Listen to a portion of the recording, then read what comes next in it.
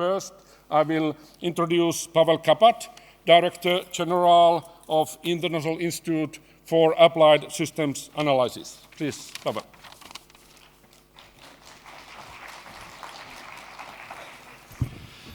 Excellencies, ladies and gentlemen, I asked one of my students months ago to do the following: to Google around the space we have, use the word Arctic research science, and to count how much of the fantastic research results we have around the world in terms of papers, reports, books, what have you. And then we used a simple volume mass calculations, and we came up that we will need rooms like this 3 times to fill all these reports together.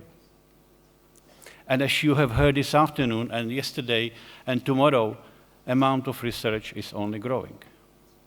Yet, what do we do if tomorrow miracle happens and all governments in the Arctic countries plus all those stakeholders will ask a question how we should develop this fantastic hotspot of the world towards economic futures by sustaining environmental and social values?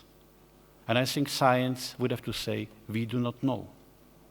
We don't have such a science. We don't have holistic view of the Arctic futures. We do not know how to reconcile the economic opportunities with environmental sustainability.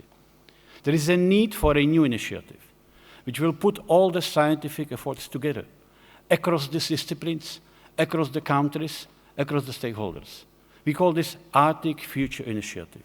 I am coming from the institute which was set by a vision by former President of the United States, Johnson, together with Soviet Union leadership, to come in when the issues of the global transitions become so important, so complex, that we need all hands on deck in collaborative, holistic vision.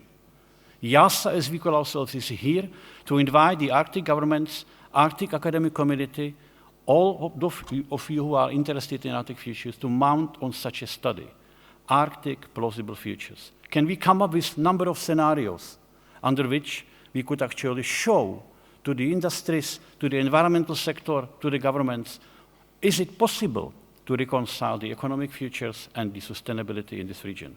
This is open invitation by us and 23 member countries to join us.